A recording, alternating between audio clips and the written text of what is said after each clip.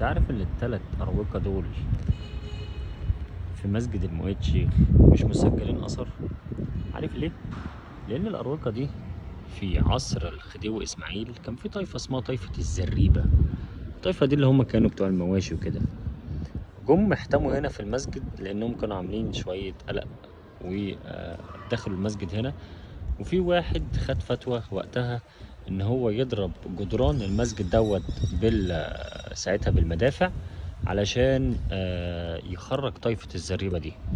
وبالفعل هيضرب الثلاث جدران دول بالمدافع، وهيخرج الطائفة ديت من المسجد، ولكن هيسيب جدران المسجد من غير ما يبنيها تاني لحد 2005 لما يجي فاروق حسني ويبدأ يجيب الأعمدة ديت من إيطاليا وقتها، ويعمل التلات جدران دول تاني من جديد، حتى تلاقي إن الأعمدة كلها شكل بعضها زي ما انتم شايفين، اسطمبة واحدة وطول واحد.